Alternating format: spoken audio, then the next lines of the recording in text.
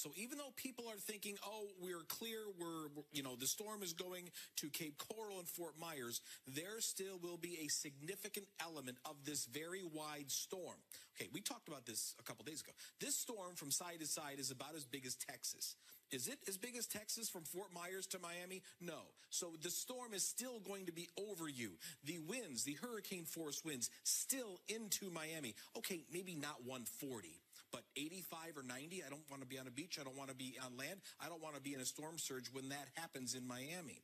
Now, yes, the storm is going to go over Key West and then on up the West Coast, not up the East Coast, as some of the models said earlier in the week. But it is irrelevant when it comes to storm surge because you're still going to push the water into Miami. Look at the wind. Look at the way the storms are already rolling on by. We have some areas where the water is up 2 feet.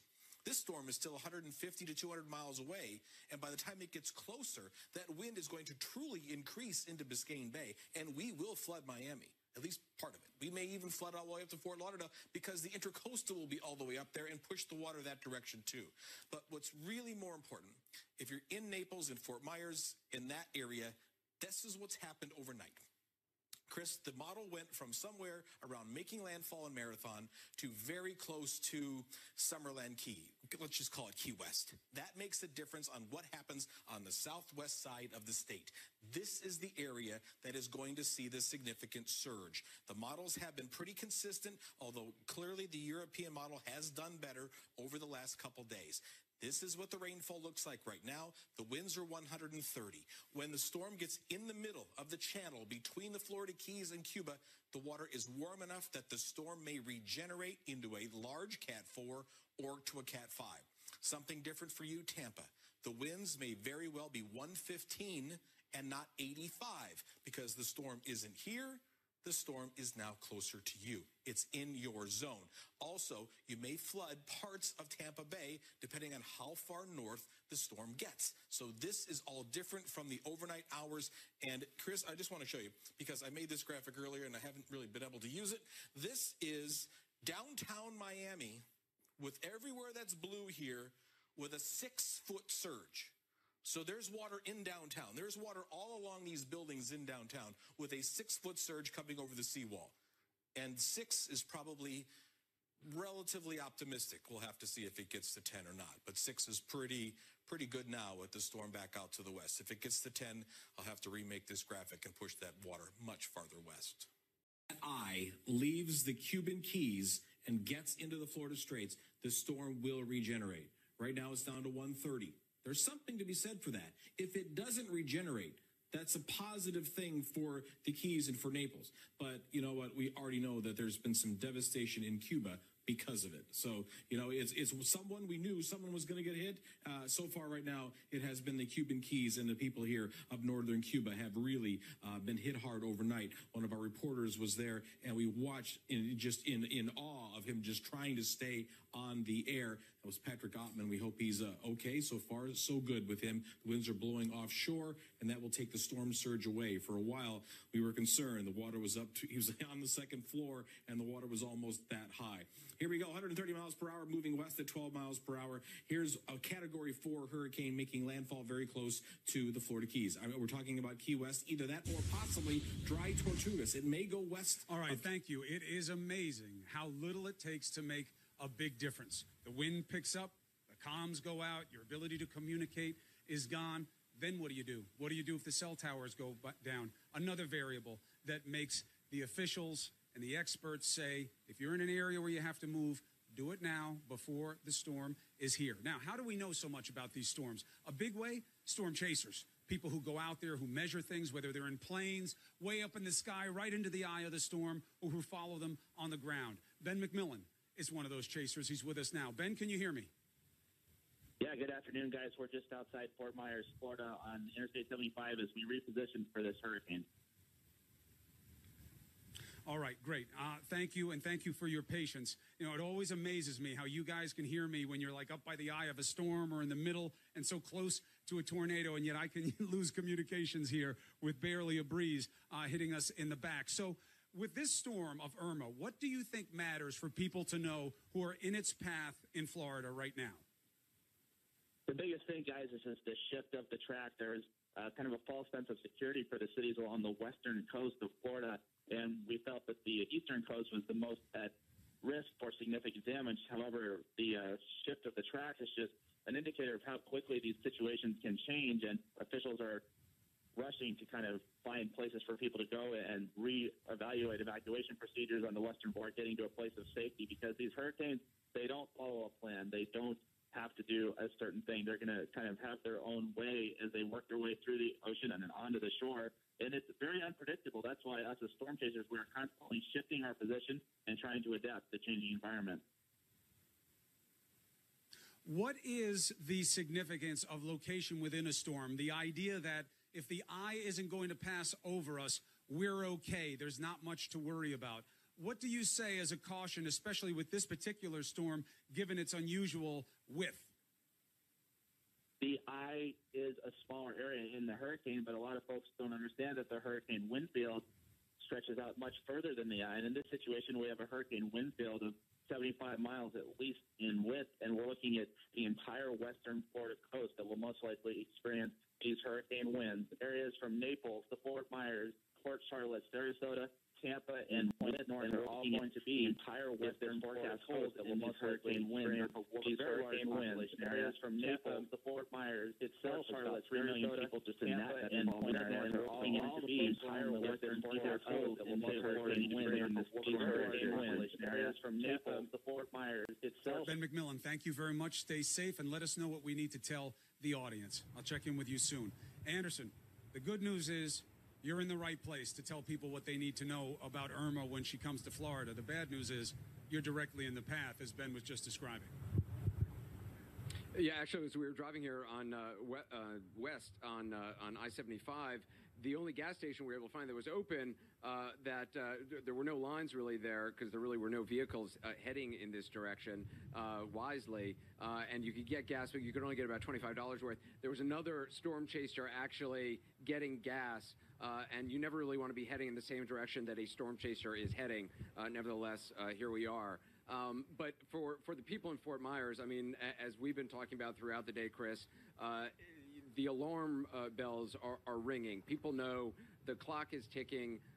There's only about another half an hour that the shuttle service is going to be in operation to even get people to shelter. So after that is done at 3 p.m., then it's really up to people to get themselves to shelters. And then, of course, as the weather starts to deteriorate, I mean, right now it's fine, but as it starts to deteriorate, it's going to be too late. And that's what city managers and the mayor, the fire chief, everybody we've been talking to is saying, look, try to get to a shelter now if you can in Fort Myers. And as we saw outside the Germain Arena with our Drew Griffin, there were thousands of people still waiting. And thank goodness they were able to wait in weather that was okay. Imagine if it was pouring rain, if the winds were already picking up, what it would be like for them standing in those lines for hours and hours and hours. Let's check in with Chad Myers at the Weather Center. Chad, can you give us a sense just in terms of the timeline for, when people on the west coast of Florida or in the Keys, when they're going to get those tropical winds, when they're going to really start to get hurricane force winds, just what do the next 24 hours look like? Every time, Anderson, a squall goes by, an outer band, the winds are going to pick up. And every hour a squall goes by, that pickup is going to be greater than the hour before. So I think the tropical storm force winds are already hitting Marathon, Big Pine, all the way down to Key West. That's already a given. I've already seen a gust to 60 at the Marathon airport. The storm is off now the coast of Cuba. It's gaining strength. We will eventually begin to see hurricane force winds tomorrow afternoon in Miami.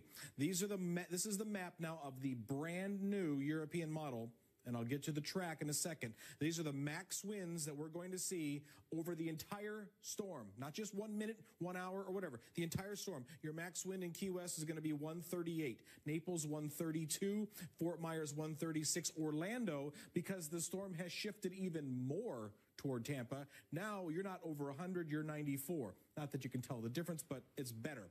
116 for Tampa, losing shingles, losing roofing boards, an awful lot of damage in Tampa that they weren't expecting because the models, as they try to simplify the atmosphere earlier this week, had it like this, and then like this, and then like this. We're waiting for the turn, and it never happened. And now we're possibly of you, and then making landfall just south of Sarasota. Landfall is going to be a long process because the eye wall will be on Florida's coast for a long time tomorrow afternoon, doing significant damage from Fort Myers all the way through Venice and all the way into Tampa Bay. This is the model as it's going to be moving on up to the north. There's your latest track. This now, I will get rid of this. This now is what the European model has been working better than the American model, at least for this storm is doing. This now, you leave Cuba. I will get rid of this. You go this 8 miles west is what the European model, which puts Key West on the bad side of the eye, better than the American model, at least for this storm, all the way through Shark Key in the you leave Cuba Air Station there, moves just to the west of Punta Gorda and makes landfall just south of Tampa. That is the latest forecast track from the European model. I said it before. I said it at 8 a.m. I said it at noon. Irma doesn't know that there's an American model or a European model. It's going to do what it wants to do. You have to pay attention. If this goes into Tampa Bay, that's a completely different animal. Anderson. And at what time is the next update in terms of the track? Is it 5 p.m.? Because the one, obviously at 11, we got new numbers on storm surge, which were frankly alarming for areas along the west all the way up into Tampa. Yeah. At this point, the Hurricane Center can put out a new track anytime that it wants to. It's up to them. If they see a wobble or a wiggle and it makes a difference, they can change everything in a discussion and an email, honestly. Right now, the next forecast change will be 5 p.m. We'll be watching, obviously, for that. Chad, as always, thank you so much. Chris and I continue our coverage and all our correspondence all throughout the region, and our crews will be right back. Key West, and that would actually be bad. That would put Key West on the bad side, the dirty side that we talked about yesterday. If you take it and you look at, you separate the whole storm right down the middle, this is the better side to be on. This is the worst side to be on because not only are the winds going this way and this way, but your travel, your direction of travel is adding to the speed on that side of the storm. So here we go. What will we see for the next couple hours? Wave after wave of showers coming in. These are the outer bands of the weather of the storm itself, but it's going to take another, I think, before we truly get the worst winds, it's going to take another 24 to 30 hours to get into Miami. Let me show you what I'm expecting here for parts of Florida. Take this camera, buddy, and put it right here. This is 8 o'clock tomorrow night. That is 143 miles per hour. But at the same time, Chris Cuomo, on the other side of the state, you're at 87 miles per hour. So it depends on what side of the eye you're on or how far that eye goes to the west. This is the European model modeling the highest gust. I think Miami will be okay with 87. Sure, some damage, but not 143. Boris.